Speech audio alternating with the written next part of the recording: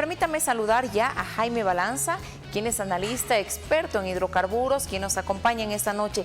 Jaime, buenas noches y bienvenido. Paola te saluda desde Televisión Universitaria La Paz. Gracias por acompañarnos. Buenas noches, Paola. Es para mí un gusto estar nuevamente en el set de Televisión Universitaria que transmite desde La Paz para todo el país. Jaime, cuarta semana con largas filas en estaciones de servicio, se multiplican las voces de protesta en todo el territorio nacional. Las medidas del gobierno, esas 10 medidas, ante la falta de dólares y de combustible, ¿qué le dicen a usted? ¿Cuál es el panorama que se avecina a vivir Bolivia dentro ya de lo que muchos han denominado una crisis energética? Bueno, la crisis energética se evidencia en las filas de los surtidores y es una crisis que se puede extender incluso a otros sectores. Paola, el gobierno debió haber asumido medidas desde el primer día de su gestión para evitar. Estas cuestiones se veían venir, eran absolutamente previsibles. Hacerle notar que desde la gestión 2015, pese a registrar una balanza comercial positiva, se registró un descenso sostenido de nuestras reservas internacionales netas. Lo lógico es que un país que es exportador neto, como era en ese tiempo Bolivia, por el volumen exportado de gas, registre un incremento sostenido de sus reservas internacionales netas, que son los dólares. Haciendo los ajustes a la subvención, en ese momento se pudo evitar la crisis de divisas que ahora experimentamos.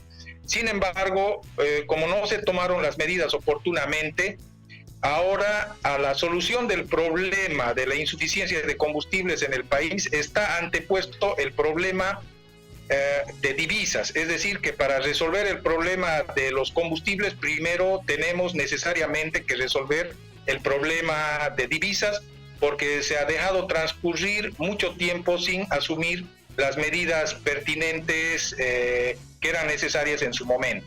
¿Cuáles son aquellas medidas de fondo que debe tomar el gobierno, ya no paliativas, como han dicho mucho a propósito de esas 10 medidas? La subvención ya no es un tema que pueda solucionar esta crisis, como usted bien lo decía, por la falta de divisas. ¿Qué es lo que se debería hacer ahora entonces? ¿En qué plan debería accionar el gobierno? Bueno, Paula, a mí me causa mucha preocupación que el gobierno y los precandidatos que en este momento están en su dinámica electoral anticipada hablan de contraer deuda irresponsablemente y de hacer un ajuste a los precios de los combustibles. Paola, hacerle notar al conjunto de la población que la subvención surge de la relación de dos variables, precio y costo, y todos apuntan a modificar el precio de los combustibles, sin hacer conciencia de que eso puede alejar a las familias del acceso a la canasta familiar y a los artículos de primera necesidad como los alimentos. Y por otro lado, Paola, es importante que se sepa de que si se incrementa el precio de los combustibles, también la competitividad de la producción nacional destinada al mercado interno, como a los mercados de exportación, va a caer severamente. Es decir, que un ajuste de precios a los combustibles nos va a llevar a una hambruna y a una quiebra colectiva de empresas. En tal sentido, Paola, al ser dos variables, invito a estos actores políticos a ponerse lentes de aumento y ver de que la subvención es la resultante de dos variables, precio y costo. Lo que debe hacer el gobierno es trabajar en reducir los costos de la importación de combustibles, comprando los combustibles al precio que es. Por otro lado, dejar de usar barcos fondeados en alta mar como plantas de almacenaje, porque esos barcos no son gratuitos. Y por otro lado también, Paola, se debe internar los combustibles al país y distribuir esos entre 11 y 14 millones de litros de combustibles que se distribuyen en más de 1 millón de kilómetros cuadrados por medios eficientes.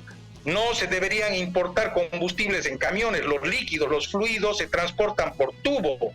Esos problemas se resuelven de una manera muy sencilla, poniendo un tubo, pero nadie quiere poner el tubo porque esa compleja logística multimodal genera las sombras que necesita la corrupción para actuar.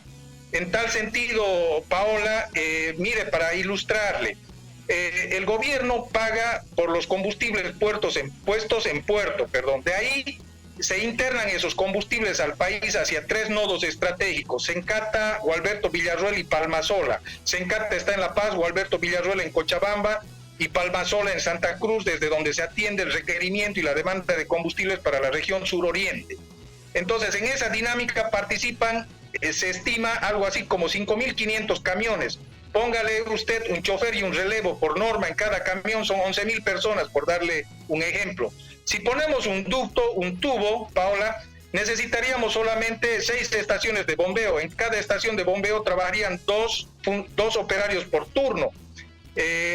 Necesitamos 3 turnos de 8 horas, entonces 2 por 3 son 6, y 6 por 6, 36. O sea, 36 personas versus 11.000 personas que mueven esos camiones. Por otro lado, Paola, los camiones salen al extranjero, a los puertos en el extranjero, ya vacíos, y entran con el producto. Salen quemando diésel y entran quemando diésel. Entonces, Bolivia está quemando diésel, trae diésel, quemando diésel, y no quiere que le falte diésel. Bolivia es un enfermo que no se quiere curar, Paola. Entonces nosotros tenemos que transparentar las compras de combustible, eliminar sobreprecios, sobrecostos, y eliminar también la ineficiencia, y hacer todos estos esfuerzos en aras de mantener la competitividad del aparato productivo nacional y la accesibilidad de las familias a la canasta básica familiar. Si nosotros reducimos los costos, la brecha que existe entre el precio y el costo marca la subvención. Si caen los costos, cae la subvención. No es la única manera de resolver este problema incrementando el precio de los combustibles. ¿Qué le dice ahora a usted ese encuentro al que ha llamado el gobierno mañana para tratar esta crisis? El gobierno, una vez más, antepone lo político a las medidas estructurales que debería tomar, como usted bien lo ha mencionado, para solucionar este tema, por lo menos a mediano y a largo plazo. Paula, en materia de energía e hidrocarburos, ya hay que hacer planificación estratégica. El que no planifica todo, no planifica nada. Tenemos que planificar y dar solución a los problemas acuciantes difíciles del presente, y también tenemos que planificar resolver el problema en el largo plazo. Paola, lo que se debe hacer en lo inmediato, no queda más que adquirir deuda, pero esa deuda tiene que ser una deuda programada por lo menos hasta el cierre de la presente gestión fiscal, para garantizar el abastecimiento de combustibles. Por otro lado, esa deuda también tiene que ser condicionada, Paola, porque tiene que ser condicionada a la transparencia y eficiencia en la disposición de esos recursos, porque imagínese usted, si es un órgano del Estado el que tiene que autorizar la deuda y es otro el órgano de Estado el que dispone la deuda, ¿qué senador, qué diputado va a querer autorizar una deuda para que después sea perseguido judicialmente por la mala disposición de los recursos cuando se contraiga la deuda? No sé si me dejo entender. Si esos recursos son mal empleados, no únicamente en corrupción, sino también en ineficiencia, ¿no es cierto? Entonces, Paola, se debió citar no a una cumbre, a 2 cumbres. La primera cumbre tiene que ser una cumbre política, donde intervengan únicamente los poderes del Estado o las autoridades que tienen que ver con la operativa o el mecanismo para la autorización de la deuda, es decir, el Poder Ejecutivo y el Poder Legislativo. Esa es una cumbre que se tiene que hacer. Y otra cumbre social, donde se haga un pacto, donde se logre un pacto social en aras a este enorme esfuerzo que tiene que hacer el país con sus propios recursos, porque los recursos que se van a comprometer en la deuda no es plata de la clase política que esté en el Congreso o en el Ejecutivo, es la plata de nuestro país. Entonces es un enorme esfuerzo, estamos contrayendo una deuda que el día de mañana la vamos a tener que pagar, y si se hace este esfuerzo no lo podemos desmerecer con bloqueos y medidas de presión que deterioren y desvirtúen el enorme esfuerzo económico que va a hacer el país para garantizar el abastecimiento de combustibles y garantizar también la estabilidad de precios, por lo menos en la presente gestión fiscal.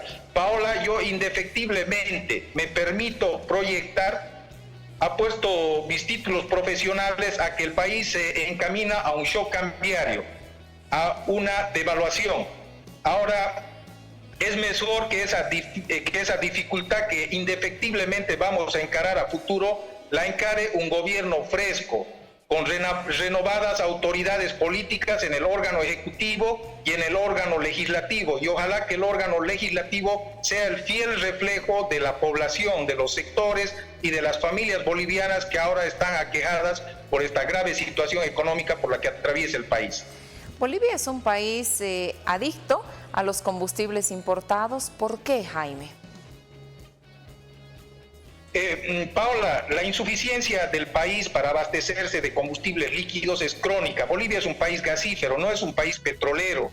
Desde hace décadas hemos perdido la autosuficiencia en la producción de hidrocarburos líquidos.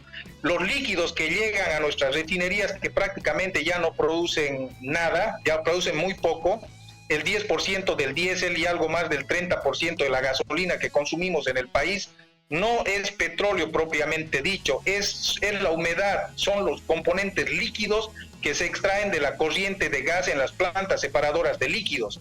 Y como es de conocimiento público, el país ha suspendido la exportación de gas a la Argentina. Entonces, la principal planta de donde extraíamos los líquidos ha quedado prácticamente en posición fuera de juego, en outside. La planta Carlos Villegas, la planta separadora de líquidos Carlos Villegas, ubicada en Yacuiba, o sea, ya no está con el flujo de gas, la corriente de gas que era exportada a la Argentina. Entonces, esto ha marcado un abrupto caída de la producción de líquidos a nivel nacional y también de GLP. Ojo, el GLP es un combustible de mayor sensibilidad social, porque si no tienes diésel y gasolina no puedes mover tu motorizado, pero si en algún momento llega a faltar GLP, no comes.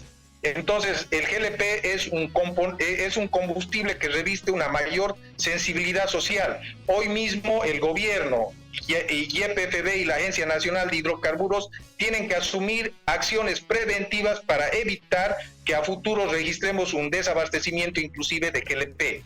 Entonces, Paola, en suma, nosotros nos hemos hecho adictos a lo que no consumimos. Al no tener la capacidad de producir los combustibles líquidos que necesitamos, tenemos indefectiblemente la necesidad de importarlos desde afuera. Pero para importarlos necesitamos dólares, porque ese diésel y esa gasolina no se compra en moneda nacional. Y es ahí donde yo nuevamente reitero que ahora, para resolver el problema de la insuficiencia de combustibles, necesariamente tenemos primero que resolver el problema de divisas. Y Paola, hay muchas cosas que son irónicas. Bolivia es la capital del litio a nivel mundial y tenemos un excedente eléctrico en capacidad de generación de electricidad instalada de más de 2.200 megas. ¿Y cuántos vehículos